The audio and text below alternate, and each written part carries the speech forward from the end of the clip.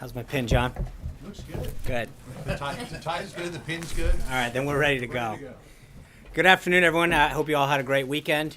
The President spent his weekend in a series of meetings with White House staff and advisors, planning for a full and productive week.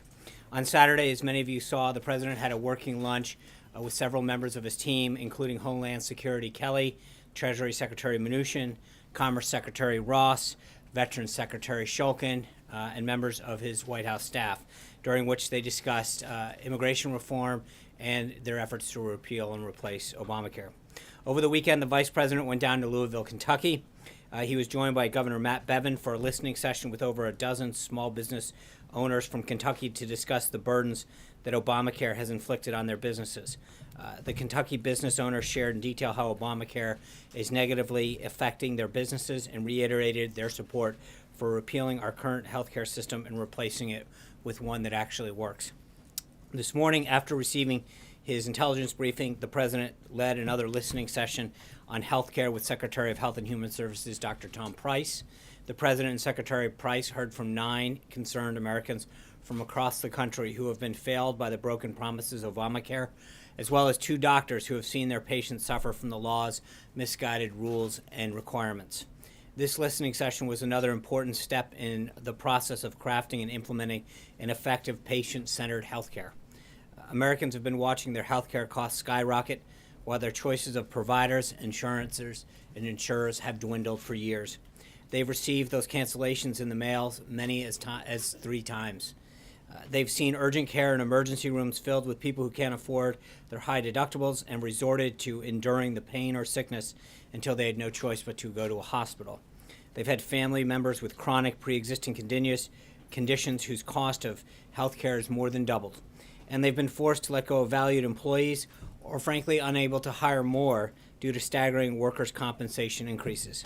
The President campaigned on a pledge to repeal and replace this unraveling system.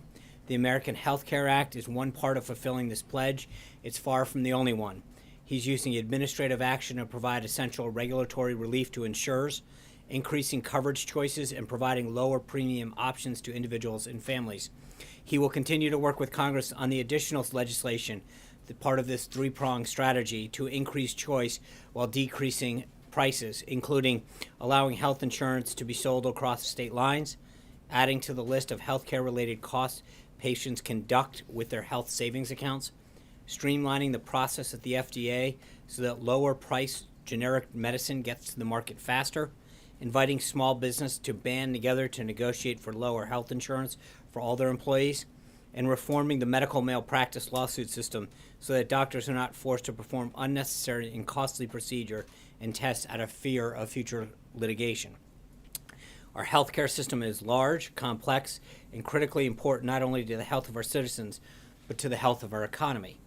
Through common sense, patient-focused reforms, the President will work with Congress to create a new system that doesn't impose a one-size-fits-all government knows best vision on the American people. We will empower the American people to make their own choices about health care that make them best work for themselves and their family, that will bring costs for everyone down. After the listening session, the President had lunch with Vice President Pence and Secretary of Transportation Chao. Later this afternoon, the President will welcome all of his confirmed cabinet members to the White House for their first cabinet meeting. This meeting is an important opportunity for the President to share his vision with the country with his cabinet members, providing direction for them to bring back to their agencies and departments to ensure that the entire administration is working towards the same goals. Unfortunately, this afternoon you'll see some empty chairs around the table representing the President's 4 nominees who have yet to be confirmed by the Senate: Secretary of Agriculture designee Governor Perdue, Secretary of Labor designee Alex Acosta, Director of National Intelligence designee former Senator Coates, and United States Trade Representative designee Robert Lighthizer. Senate Democrats have drawn out this entire process for way too long, and these key agencies and departments will not be represented at the President's first cabinet meeting. The President is confident that these unquestionable abilities of the confirmed cabinet members that will be in attendance, he is just as confident in the demonstrated quality of the 4 individuals who will not be able to attend. Their absence will clearly be felt as this administration comes together for the first time to receive guidance from and provide counsel to the President on these unique areas of jurisdiction. Following the cabinet meeting, the president will sign an executive order to reorganize the federal government.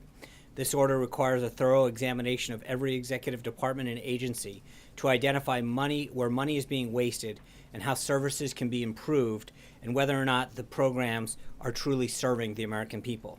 This is the beginning of a long overdue reorganization of the federal government and another significant step towards the president's often stated goal of making it more efficient, effective, and accountable to the American people. This evening, the president will have dinner with Secretary of State Tillerson and National Security Advisor McMaster. Also, he hopes to see Seema Verma confirmed as the administrator of senators for Medicare and Medicaid services, another unquestionably qualified nominee who's been shamelessly prevented from taking her position at a critical post. Let me just kind of touch on the week ahead. Tomorrow, based on the current forecast, we are currently in conversations and contact with officials in the Chancellor's office in Germany regarding the visit. We'll have an update regarding that visit later today. On Wednesday, the president will visit Detroit for a trip focusing on job creation and automobile manufacturing. He will meet with auto executives and workers and manufacturing suppliers, highlighting the need to eliminate burdensome regulations that needlessly hinder meaningful job growth. Also on Wednesday, the president will visit Nashville, where he will lay a wreath at President Andrew Jackson's tomb at the Hermitage. And as I told you last week, on Thursday, the president will welcome the Taoiseach of Ireland for the traditional St. Patrick's Day visit. I can also confirm that the Deputy Crown Prince of Saudi Arabia, Mohammed bin Abdulsalam, will have a meeting with the president on Thursday of this week. On Thursday. I will have further details on that visit for you soon. And on Friday, the president will travel to Mar-a-Lago for the weekend. Finally, the president is aware of the forecast for the storm that's currently threatening the Northeast. The president has been briefed by his Homeland Security advisor and the acting FEMA administrator on storm preparations.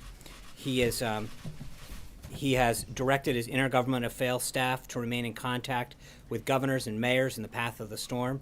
He has directed his acting FEMA administrator to lean forward and be prepared to help states should they require federal assistance.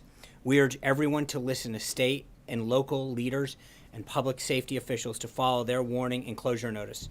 They are the best source of information during that storm. With that, I'd be glad to take your questions. John.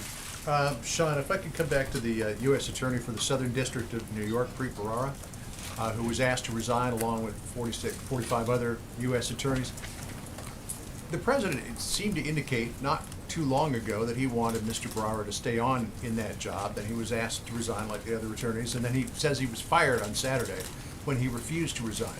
Did the president change his mind about keeping him on, or was it only supposed to be for a finite period of time? Can you just fill us in? I'm going to refer you to detail the there? Department of Justice on that. I mean, this is a standard operating procedure for a new administration around this time to ask for the resignation of all the U.S. attorneys. We had most of them, or a good chunk of them, had already submitted their resignation letter.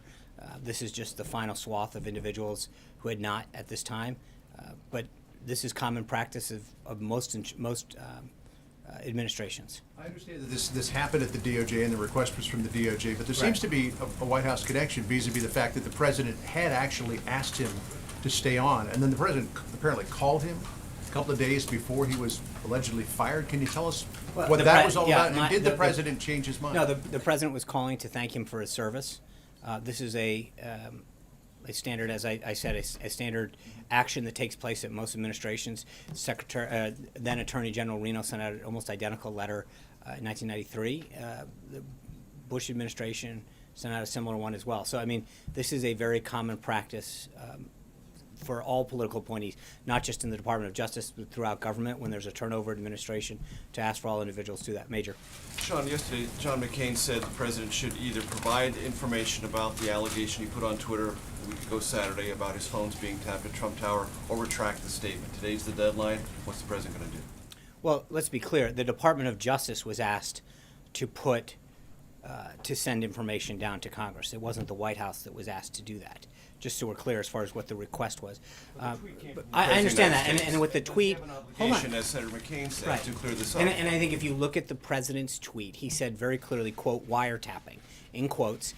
There's been substantial discussion in several reports. The Brett Baer from Fox, from John's, on March 3rd, talked about evidence of wiretapping. There's been reports in the New York Times and the BBC and other outlets about other aspects of surveillance that have occurred. The president was very clear in his tweet that it was, wiretapping. That spans a whole host of surveillance types of options. The House and the Senate intelligence committees will now look into that and provide a report back. But I think that there has been numerous reports from a variety of outlets over the last couple months that seem to indicate that there has been different types of surveillance that occurred during the 2016 election. And so what you're saying is the president doesn't have an obligation to provide any No, I'm not evidence. saying that at all. Not at all. What I'm saying is the request that was made from the House was to the Department of Justice. I think that that's an appropriate question to ask them. What I'm telling you is, from a White House perspective, there's no question that there have been an abundance of reports regarding surveillance and other type of activities that occurred during the 2016 election. And that leads us to believe that the president's only evidence are these No, reports. that leads you to believe that. I'm saying to you, right, and I'm saying to you is that what we made clear on that Sunday was that the House and Senate intelligence committees have the means, the process, and the access to go in and look at the entirety of the evidence that's being presented to them and make a determination that they can report back to us. Sean. Yeah. Thanks, Sean. Following up on Major's question, does the president feel he has an obligation, once the investigation is over, to release some sort of statement in response to whatever the findings are? That's my first question. I have a second one for you. Well, let's get there first. I think to start to presume what the outcome is going to be before the House and the Senate look at all of the evidence and information and reports that are presented to them would be a bit presumptuous. So I think let's slow down a little, let them look at everything, and then let them make some determinations. My second question for you, has President Trump donated his paycheck from the month of February like he promised to do during the campaign? The president's intention right now is to donate his salary at the end of the year, and he has kindly asked that you all help determine where that goes. The way that we can avoid scrutiny is to let the press corps determine where it should go. He will, We have a few ideas. in all seriousness, I think his view is he made a pledge to the American people. He wants to donate it to charity, and he'd love your help to determine where it should go. Might I suggest the Correspondence Association for a That scholarship? would be a great way. Journalism scholarship. That'd be a great way to do it. Rob. Thanks a lot, Sean. I wanted to follow up with you on questions regarding Michael Flynn, who's no longer in the administration. There's a 5-year lobbying ban that's been imposed upon all Trump administration employees. Right.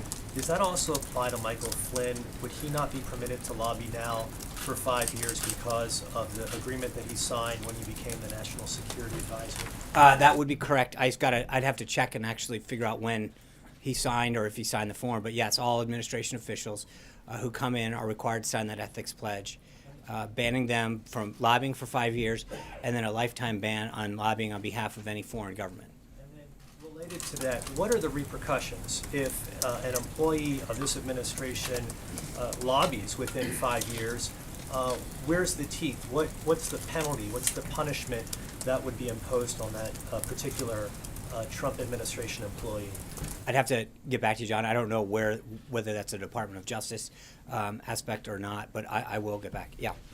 Yeah, I was wondering, did the president ask Pete Ferraro to stay on during their conversation during the transition or not? I was not privy to that conversation.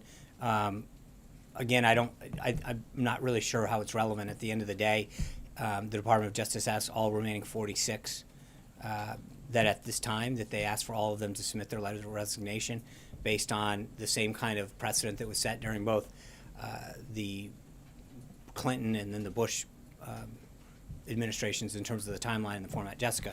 I just wanted to ask about the reports about President Xi Jinping visiting Mar-a-Lago April 6th and 7th. Can you confirm that visit and talk about what you want to accomplish with that type of less formal visit? And secondly, with respect to that visit, you still don't have a confirmed ambassador.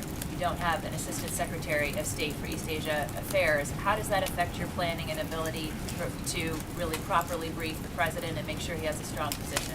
So planning is ongoing for a visit between President Trump and President Xi at a date to be determined. We're not ready to confirm that. We will have more details. It's the purpose of this meeting, of that kind of a meeting, to help diffuse tensions over North Korea and the recent deployment of the THAAD military battery to South Korea. Any meeting between the President of the United States and the People's Republic of China would necessarily cover a broad range of topics of mutual concern. Secretary Tillerson is traveling to the region now.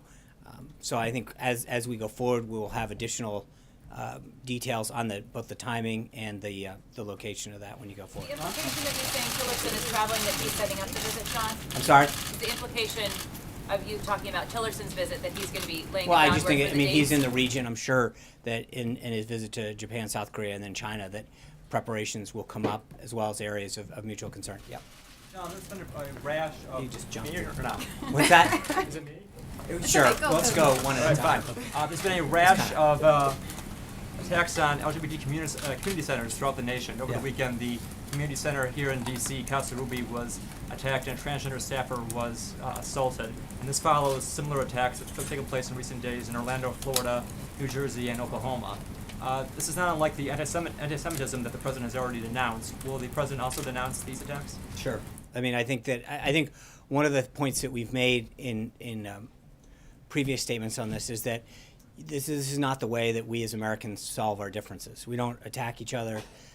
We don't engage in this kind of behavior. I think we have a First Amendment that allows us to express ourselves, and that's the appropriate way. But doing it where you're threatening violence or destruction or vandalism is inappropriate in all of its forms. Connected, though, to the withdrawal of the transgender guidance, do you think? It's what? Is it all connected? I don't believe there is any connection between.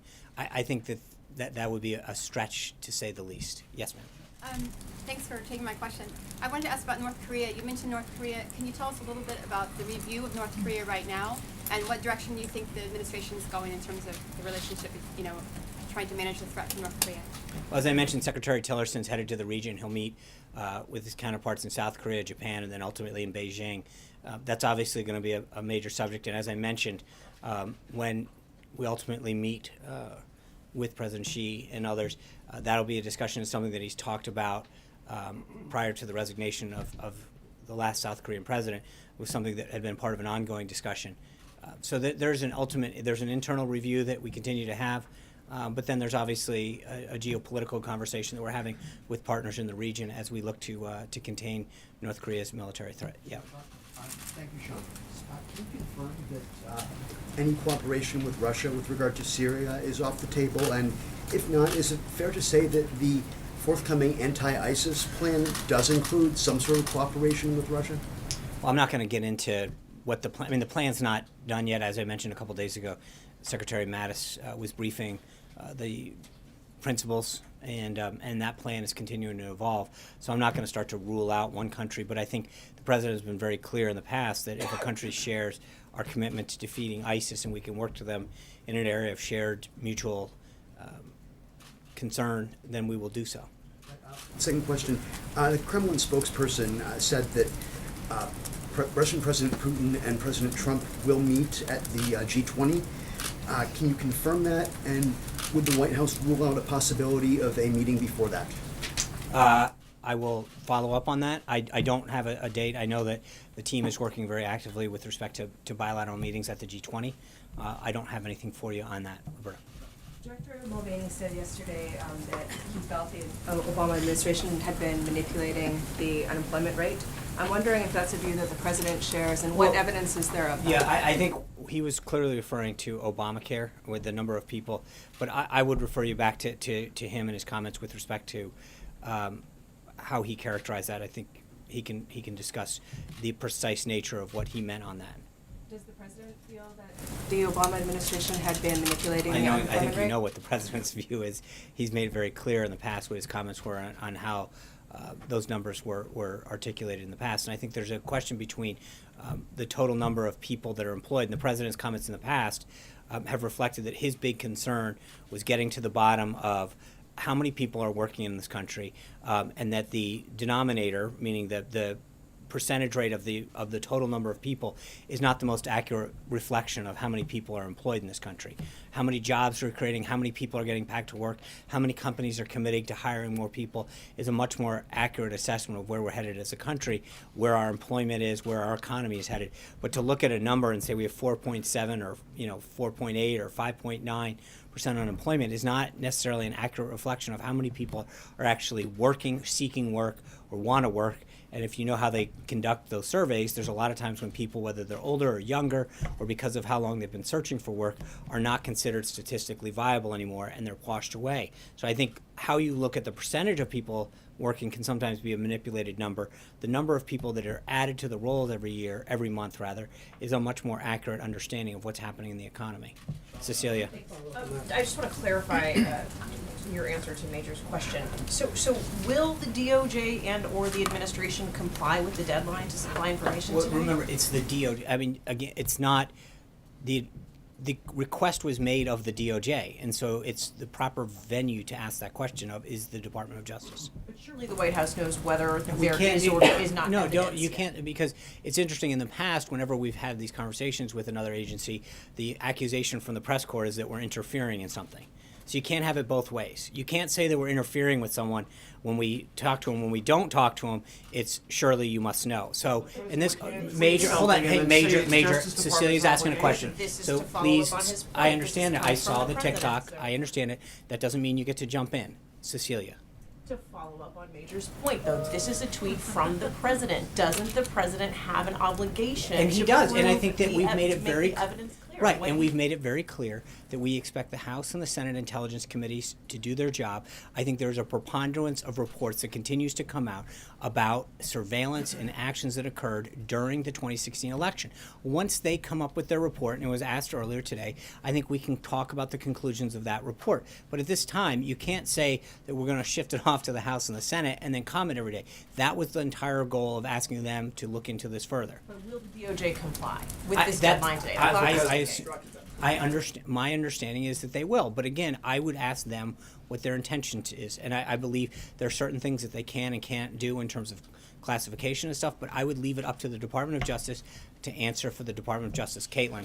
How is the press making Obamacare look good? Well, I think when you see some of these comparisons that occur and they talk about who's going to win and who's going to lose, it misses a lot of the competition that's going to take place. It doesn't talk about the increased choice. I mean, right now, as the president has noted, as Secretary Price has noted, in a third of all counties in 5 states, you have one choice. Those analysis that are very trying to look at how much you'll pay and how much you won't, don't take into consideration the competition that's going to occur, the choice that's going to occur. I mean, right now you have one choice in a lot of places. You have no decision about how much you're going to pay and what you're going to get. Choice allows you to determine what scale of health care you need, what kind of package is good for you, your family, or for your business. And when you look at a lot of these analysis, when you open up various major papers, they make it seem so simple. It's what are you going to get? How much are you going to get paid for in this plan? How much are you going to get paid for under the current plan? It misses an entirety of the whole process, which is that you don't have competition. Number one. Number two, and the bigger point that I think the president and a lot of others are getting to is that the system is failing on its own. It makes it seem like it's all rainbows and puppies. At the end of the day, if you have a card and you're getting a subsidy, but you're not getting care, you have nothing. And so walking into a doctor's office where you can hand them a card and say, hey, I've got a $5,000 tax subsidy. If that doctor doesn't take the care or the deductible's so high, then you really don't have anything. And so to do an apples and apples comparison is hardly an accurate analysis of what the current situation is. Zeke. Just going back to the counter ISIS plan you mentioned earlier, that the plan isn't done yet. The president, during the campaign, said multiple times that within 30 days he wanted that plan presented to him. Obviously, it's undergoing comments at the National Security Council principals level. But is the president upset that he hasn't received it yet? And does that point to a difference between campaigning and governing, that things take longer than No, I think that there's a difference. The plan has been received, right? The issue, as you correctly point out in your question, is that now there becomes an aspect of the principals all discussing different priorities, different staffing levels, different funding levels. But the plan is here, as we noted a few weeks ago. It's being reviewed, and there's providing input from different members of the principals and different members of this national security apparatus to make sure that the plan continues to evolve and is able to attack ISIS in a way that when is it actually going to take effect? Well, I mean, some pieces of it are, in the sense of he has talked to commanders on the ground. We've noted before some of the military action that's taken, some of the authority that's been given to some of the commanders on the ground. That is actually taking the fight to ISIS on a daily basis. I think the more holistic approach that he asked for will continue to evolve through the national security process. But make no mistake, we're on it right now. Sharon. Thanks, Sean. On the executive order this afternoon, do you have a numeric goal for either reducing the size of government or saving a certain amount of money through the review of agencies? I don't know that Director Mulvaney has a target per se. I think that's part of the issue, is that you go through each one of these and you evaluate them on the merit of what they do or don't do, or whether or not they become bloated or duplicative, or frankly just outdated, or in need of technological advances. But there is a lot of there's no set number that we're driving down to as we review government. Sometimes you just walk into an agency and you realize that agency's mission is no longer relevant, or that it's duplicative in 3 other agencies, or that there are too many people performing a function that no longer exists for a variety of reasons. But that's why the mission is critical, that Director Mulvaney was given the mandate to go out and get all of these different agencies and departments to review themselves and to provide feedback for him as to where we could go. Gabby. Thanks, Sean. You had said previously that the Republican healthcare plan wouldn't be a one-size-fits-all approach, but the current plan preserves Obamacare's health benefits requirements, which literally defines insurance at the federal level. So how do you reconcile those two things? I mean, what's missing right now is choice. That's the number one issue. We tried to solve a problem, when I say we, the government, with respect to Obamacare back in 2008, 2009. And the issue is that in order to solve a problem for several million people being without health care insurance, we upended the system for everybody. So if you had employer-based health care, if you had TRICARE, Medicare, Medicaid, and it was exactly the opposite approach. We went in to solve a problem that a small fraction of Americans had, and we upended the entire system, forcing premiums to go up and choice to go down for everybody. And I think that when you can institute choice and competition back in the system, that's something that's going to benefit everybody. And that's exactly the opposite of what's happening. Would phase 2 or 3 of this eliminate those requirements? I think phase 2, the administrative phase, will look at a lot of those requirements, and then phase 3, and again, they're not necessarily, they can run concurrently, and I think the House is looking at starting a lot of that legislation. And so, and Dr. Price is already starting to look through a lot of that administrative aspect of it as well at HHS, and figure out how do we start to achieve some of this, unravel some of these pieces that are there, but instilling choice and competition, allowing people to buy their insurance over state lines, allowing small businesses to pool, allowing the expansion of health savings accounts, are all of those kind of factors that are going to drive down cost, but also having the insurance companies be able to offer additional choices and options for people is in itself going to be a huge bonus. Charlie. A lot of conservatives are complaining that, or suggesting that the president doesn't fully back the Paul Ryan healthcare plan. Has the president spoken with Paul Ryan about the plan, and have they had any conversations about its future in Congress? They have spoken, yes. I don't know when the last time they have, but the president's fully committed to this plan. I think you saw Secretary Price and Director Mulvaney out discussing that this weekend. They're committed to the plan. And look, I mean, Director Mulvaney made it very clear this weekend as well that if through the process we can find some ideas that make this a stronger, more patient-centric piece of legislation that will ultimately benefit Americans, then we're going to do it. That is not, we're not saying this is the only way forward. As it works its way through the House and then ultimately through the Senate, if there are ways that we can enhance the bill through the legislative process, we're willing to do that. Peter. Would you like to know? Okay, thank you. The president spoke to the Chancellor of Germany. They agreed, due to the current weather, that the meeting should be postponed. The meeting has been rescheduled to March 17th, this Friday. Same schedule of events on March 17th. I'll ask my question if I can very quickly then. Thank you for your assistance with the... That's news. You spoke on behalf of the president, quoting him on the jobs report on Friday. You said they may have been phony in the past, but it's very real now. I guess the question is... They are very real now. They are very real now. The question Just want simply... to make sure you get it right. When should Americans trust the president? Should they trust the president? Is it phony or real when he says that President Obama was wiretapping? Well, again, let's get back. I think there's two things that are important about what he said. I think recognizing that it's the Obama... He doesn't really think that President Obama went up and tapped his phone personally. I think, but I think there's no question that the Obama administration, that there were actions about surveillance and other activities that occurred in the 2016 election. That is a widely reported activity that occurred back then. The president used the word wiretap in quotes to mean broadly surveillance and other activities during that. And that is, again, something, it is interesting how many news outlets reported that this activity was taking place during the 2016 election cycle, and now are wondering where the proof is. It is many of the same outlets in this room that talked about the activities that were going on back then. So on the same topic, on the CBO report, did the president think it was real then and is phony now? What CBO report? On the expectation the CBO report is coming out, about which you said, if you're looking at the CBO for accuracy, you're looking in the wrong place. 3 years ago, you said of the CBO report that it confirms Obamacare is bad for the economy. So the question Well, it is... was bad for the economy. Okay, so the bottom line is, the question is, was it real then and it's now phony? As you said, it's not the Right, place so to let's find look at accuracy. Okay, so let's look at the CBO's projection. It said their projection on Obamacare was that in 2016 would have 24 million people on it. The actual figure is 10.4 million people, less than half the number of people that it predicted would be insured were on it, and it's declining. So the only point, Peter, is to make sure that people understand, if you're looking to get a bullseye accurate prediction as to where it's going, the CBO was off by more than half last time. So it's not, this is not about what my understanding or my belief of the CBO is. The last time they did this, they were wildly off, and the number keeps declining. And so the question that needs to get asked right now, or frankly the awareness that needs to be brought up right now, is that if you're going to look at a number tonight, I think you have to look through the scope of whether or not that number is. Now, it was bad for the economy. That was right.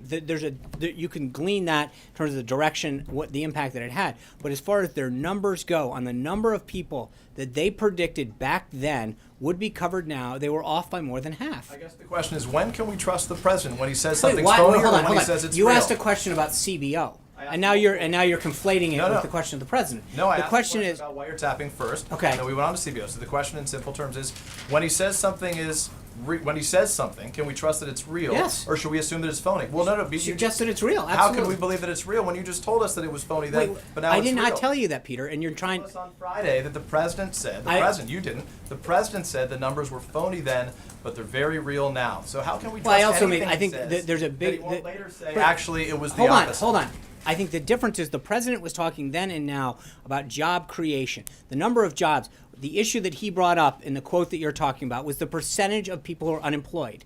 And there is no question that no matter how you look at this, whether you talk about 4.7 or 4.8 or whatever the number is, that number fluctuates by how people calculate who's in the workforce. Okay, Peter, let me answer the question. You're not. Let me answer it. The bottom line is the percentage of people who are unemployed varies widely by who you're asking and the way you do the analysis of who's actually in the workforce. The number of people who are working and receiving a paycheck is a number that we can look at. Secondly, when you're asking about the validity of the CBO report, again, I refer you to the CBO itself.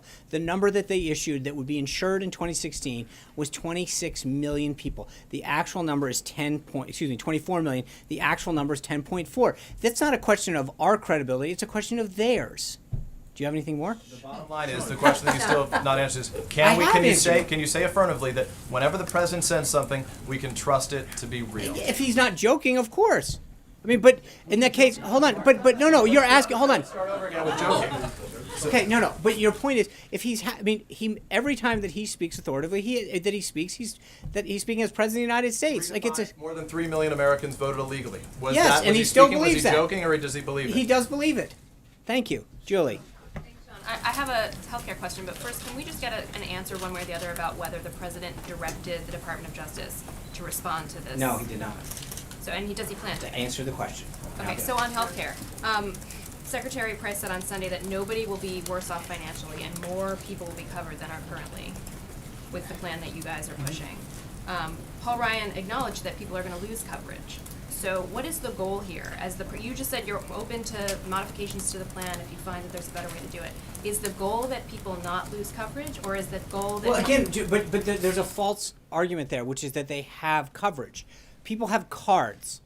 They've been told they have things, but they can't. They keep walking in. The president met with 9 individuals this morning that you're told they're going to get coverage for something. They are told that they're going to have all of these subsidies. They walk in and they don't get covered. They don't have the care that they need. There's a difference between walking around with someone and saying, hey, I've got a card, than I have care. And that's a big, big difference. Right now, when you have a third of the counties in this country that have one choice and going down, and number of insurers leaving markets, then the system is collapsing.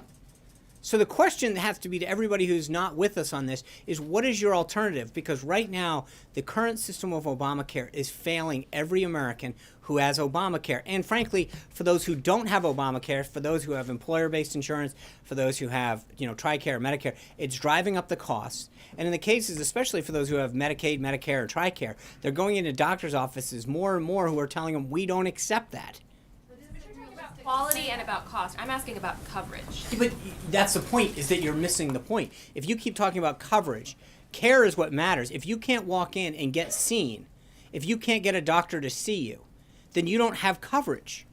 I mean, that's what this is all about. Being told you have coverage, but you can't go see a doctor or you can't afford to see a doctor is not coverage. John Gizzi. Thank you, Sean. I have 2 questions.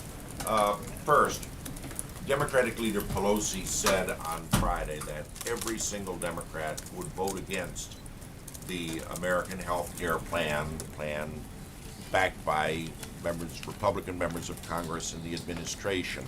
The Freedom Caucus in the House has come out for Senator Paul's plan. When one simply does the arithmetic of Democratic members and Freedom Caucus members, that's a majority against the plan. How does the administration plan to overcome the arithmetic? Well, we're going to continue to work with members of the House and then eventually the Senate. I feel very good as the president continues to engage with members that we will have the votes necessary. I think Speaker Ryan agrees with that as well. We're going to have the votes, the single pass, and we'll move on to the Senate. The other question is this. In recent weeks, there's been considerable attention on the upcoming elections in the Netherlands on Wednesday and in France in a few weeks. Candidate Geert Wilders of the Netherlands was here for the CPAC conference. Representatives of Marine Le Pen of France were here. Many analogies were made between these candidates and President Trump, and they offered words of praise for him, or did so through their representatives. Is he aware of these candidates in Europe who invoke his name and image? And if so, what does he think of these would-be Trumps and Trumpettes? I don't know the answer to that. I think most of these will allow sovereign nations to have their own elections without interference from us. Alexis. Sean, can I follow up on Sure. Peter and Julie's questions? Two issues again. Whether the president and Director Mulvaney put a lot of faith in the Congressional Budget Office, members of the Senate will if they get legislation from the House. So my question is, what does the president and the administration intend to do to establish to senators' satisfaction that the numbers coming out of the Congressional Budget Office, which the president will question, are not substantial and can be countered by other information? In other words, is OMB doing its own score? Is the president relying on a think tank to counter the messaging? Because senators are already indicating that they will put weight in the CBS score. And again, I think this is part of an ongoing discussion with members as far as philosophical, what do they believe in a lot of these aspects. Is this plan in keeping with what they have supported in the past?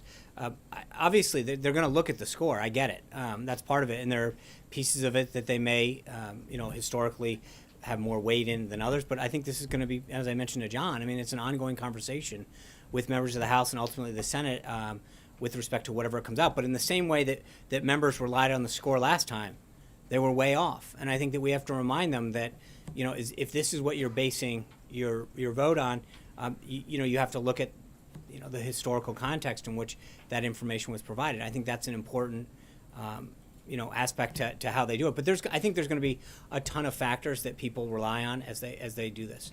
Yeah. Can I follow? Yeah, I have of one course. follow-up. I may be confused about the wiretapping, your answers in terms of the president's response. The president was the one who tweeted this, right, and said that he had learned something. So can you just establish for me, because I'm confused, the president did discuss what it is that he had in mind when he tweeted with the Department of Justice before the department responded? I'm not gonna get into what the president knew or didn't know prior to it. I think we've already commented on this multiple times. How would the Department of Justice have any idea? I don't what know. was- This was a request made of the House Intelligence Committee, not to us. So I don't want to get into starting to parse what we knew or what we didn't. That request did not come to us. It went to the Department of Justice. Yeah. Thanks, Sean. Congressman Steve King has catching some flack for a tweet he put up saying that we can't restore civilization with somebody else's babies. Does the White House have any reactions to that? I will definitely touch base with the president on that and get back to you on that. Hallie. Sean, two for you. I just want to go back to something you just said a minute ago that, what the president meant when he tweeted about the wiretapping was, and you sort of explained it. But you've also stood at that podium and said the tweet speaks for itself. When do you decide when a president's tweets, when his words are open to interpretation, and when those words stand on their own? I'm sorry, can you further explain what you're at? I mean, his tweets do speak for themselves. Okay, but you just sort of interpreted it for Peter, saying, well, he didn't mean that President Obama No, had that- him. He did, when he that's said not what I wiretapping, said. he No, meant- no, actually- You said you said when he meant wiretapping, Right. he said it, he meant surveillance. No, and no, all that. because That's he not what literally said. had it in quotes. So you're interpreting the tweet for us, it sounds like. No, in some cases I'll ask him what did the quotes mean, and he'll say, Did you ask about this tweet? I did. What did he say? He said they were in quotes. It was referring to surveillance overall. It's something that had been referred to in other reports. So he cited other reports in his conversation with you? He did, yes. So is that what he was basing that tweet on? Was other I'm news not, reports? as I just mentioned, it was a good try, but I've already been clear on that. Yeah, yeah. Just Hold actually, on, I just have a go ahead, second Sal. topic for you, Sean. I want to go back to this healthcare idea. Just yes or no, are CBO numbers legitimate or not? That's not my determination to make. I'm telling, as I mentioned, it Those depends. numbers are legitimate. Hallie, it depends. There are a lot of things that hold on, Hallie, you guys have like an NBC thing. Let me answer the question. I think when you look at whatever that number is, whether it's budget projections or whatever, I think there's a track record that goes along a lot of times with whether or not the projections in certain areas, whether it's unemployment, budgetary numbers, whatever, are what the track record is. All I'm suggesting to you is very clearly that the numbers that they did the last time they did healthcare were off by more than 50% when it came to the number of people insured. That's not my interpretation. That's a fact. And I think it's important for people to understand the differences. Amen. Ferrara, I guess there are two possibilities here. One is that the president made a commitment to keep him on back in November, and the other one is that he didn't. Preet Bharara came down to the lobby of Trump Tower and said that the president had made that commitment. Did the president, in fact, make that commitment to Preet Bharara? I don't think it really matters. At the end of the day, the Attorney General followed the practice that existed for the last several administrations and asked every Attorney General from the last administration to submit their resignation. So, I mean, it is... investigations, and it also matters in the sense that the president made a commitment. If he made a commitment, why did he change his mind? Why did he go back on that? Well, again, as I mentioned earlier, he called him to thank him for his service last week. He followed in the past practice of last several administrations and asked everybody to step down, and I think that's the appropriate thing. Yeah. Sean, but what Sorry. changed Thank you. between November and now? Jeff, there's I called on someone. Thank you. Sean, thank you. Ronica Cleary from Fox 5. Thank you. I have two questions. Mm-hmm. The first, I think especially in light of what has happened in the room here today, the president tweeted this morning that much of the media is being rude and that we should be nice. So my That's nice. question is it our job to be nice, and do you think we're nice? Well, thank you, Veronica. I will just leave it at this. I think that I've been asked for my personal opinion several times. That's not my job. I don't get up here to speak for myself. I speak for the president. I think that he has been very clear that he doesn't believe some of the behavior and the reporting has been appropriate. And as to Hallie's point, I will let the tweet speak for itself. Veronica, number two. Second question. But this is about you. The interaction you had at the Apple store this weekend. What would be, I guess, your message to individuals who want to maybe, I see that woman was, you could argue, very aggressive. If somebody doesn't want to be aggressive and has a question for you, what would be your kind of message to a regular citizen that has an issue? Ask it. I interact with individuals all day long. 99% of them are pleasant, even with people who may not agree with our philosophy or programs or whatever. But it's a free country, and the beauty of it is that people can act how they want, no matter how that's interpreted, and as long as they stay on the right side of the First Amendment, we're good. Francesca. Sean, you said that when the president said wiretapping in that tweet, he meant a whole host of surveillance types. So that we can be crystal clear, what surveillance types was he referring to then? What would you consider part of that range? Well, I mean, I think there's a whole host of tactics that can be used to monitor somebody, either through wiretap or other ways in which you can surveil somebody. We took that to mean monitoring his calls specifically. Then what else would you include? I in think that range? there's a whole host of things that fall into that category.